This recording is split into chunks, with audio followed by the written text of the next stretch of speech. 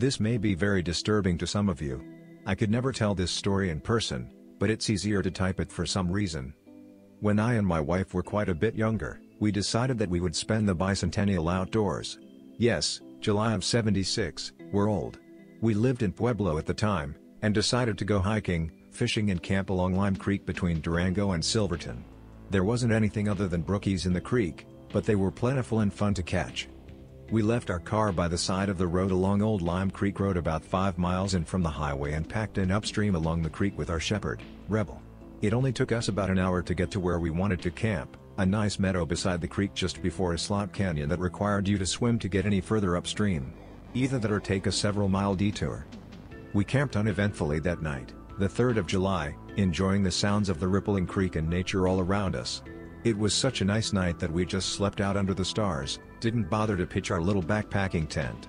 A little cool, but we had the fire going and our lightweight 30-degree bags, so we were very comfortable.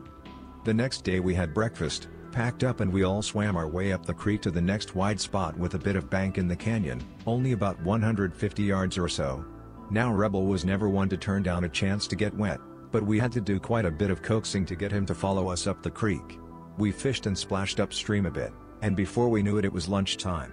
We thought we'd fry up some of those brookies, but we were in this slot canyon that terminated in a fairly deep pool with about a 10-foot rocky waterfall at the end of it.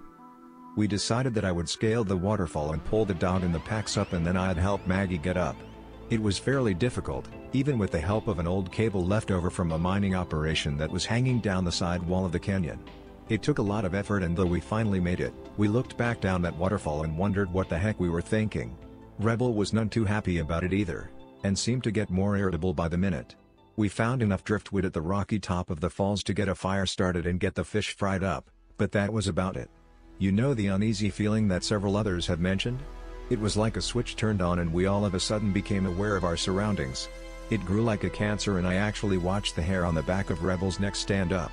Maggie felt it too, and we both noticed that it was getting dark fast down in this canyon.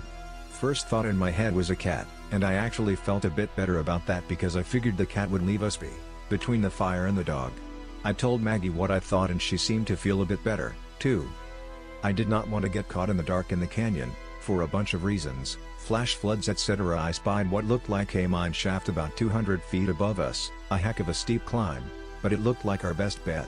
We pulled out our flashlights, and by the time we reached it, it was pitch black. The dog was a mess by this point, whipping around in circles, whining, yelping and generally being a real pain in the ass. Maggie and I were drenched with sweat and immediately began to freeze. July in the mountains is a weird thing. I have seen blizzard conditions before, but this was like someone turned on the deep freeze. We were at what looked like the start of a mine. It only went back about 10 feet, but there was evidence of fires at the mouth, and they curiously looked fresh. I was too tired to think more about it. I knew we had to get out of our wet clothes, pitch the tent, and climb in our bags before we got serious hypothermia. That was no fun, let me tell you, having to do all of that by the light of our rapidly dying flashlight. And there was no firewood anywhere close. I cursed myself several times for letting things get this far out of control. We finally got the tent pitched right there in the back of this little cave, buck naked as we had no dry clothes left.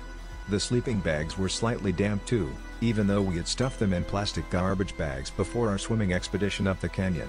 We froze. It was miserable. About 1 in the morning I called Rebel into the tent for a little heat. The dog seemed to have calmed down greatly, and with the added heat we drifted off. Sometime during the night I heard something that just about woke me.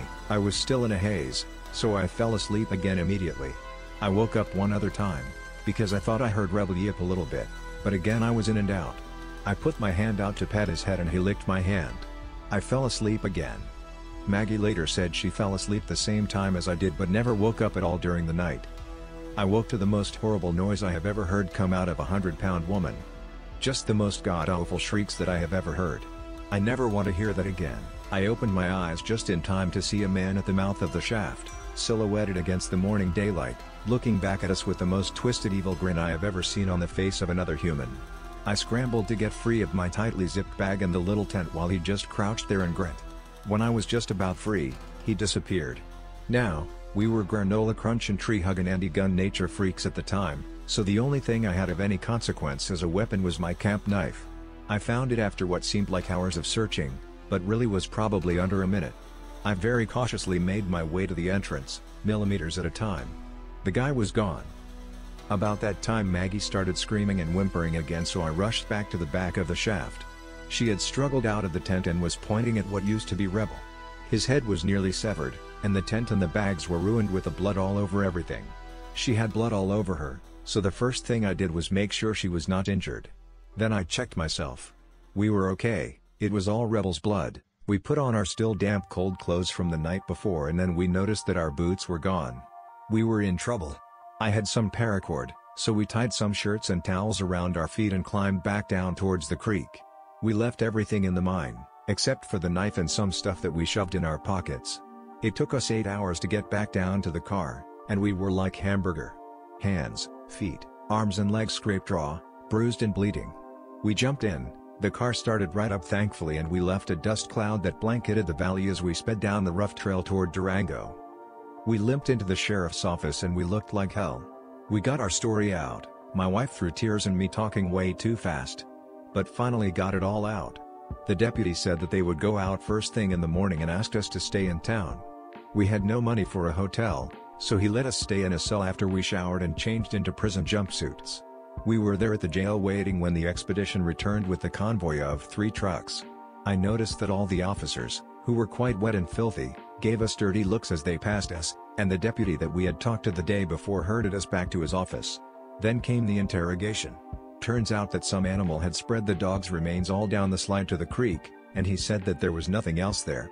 No tent, no backpacks, nothing. He asked us if we had any drugs. I did not want to admit to him that we had some herb, so I denied it. It was clear that we were fighting a losing battle. They had come to the conclusion that we were wandering out in the woods high on LSD while a mountain lion had gotten our dog. The bastard even made us change back into our filthy clothes and give back the jumpsuits right then. He told us that he had better never see us again. We left. Maggie was sobbing.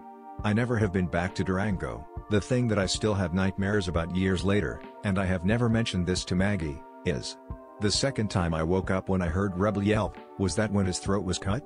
And if it was it the dog who licked my hand before I fell back asleep? I still go out in the wilderness, never overnight, out well before dark, only with other people, and always with a big gun. I respect animals, but I fear people.